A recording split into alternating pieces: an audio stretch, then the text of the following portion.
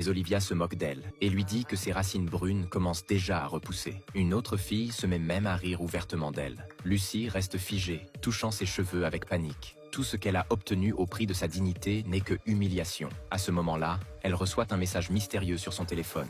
Suivant les instructions, Lucy se rend dans une clinique clandestine. Le docteur Singh, le fondateur, l'accueille chaleureusement. Il lui présente une technologie révolutionnaire. Grâce à une ingénierie cellulaire avancée, ils peuvent modifier définitivement l'apparence d'une personne. Pour le prouver, il lui montre une photo de lui 10 ans plus tôt. Il avait lui aussi été victime de discrimination. C'est pour cela qu'il a développé cette technologie. Il propose d'abord à Lucy une transformation génétique des cheveux gratuitement. Si elle est satisfaite, elle pourra revenir avec l'accord de ses parents pour une transformation complète du visage. Mais le lendemain, elle découvre les murs de l'école couverts de ses affiches de campagne. Elles sont remplies de stéréotypes raciaux exagérés. Tous les élèves la regardent différemment. Elle s'effondre mentalement. Lucy signe l'autorisation de transformation raciale. Elle trompe sa mère, qui ne parle pas anglais, pour obtenir sa signature. Puis elle retourne à la clinique pour la transformation complète. Lorsqu'elle se réveille, le médecin lui tend un miroir. Dans le reflet, elle est devenue quelqu'un d'autre. Cheveux blonds, yeux bleus. Ses larmes coulent lentement sur ses joues.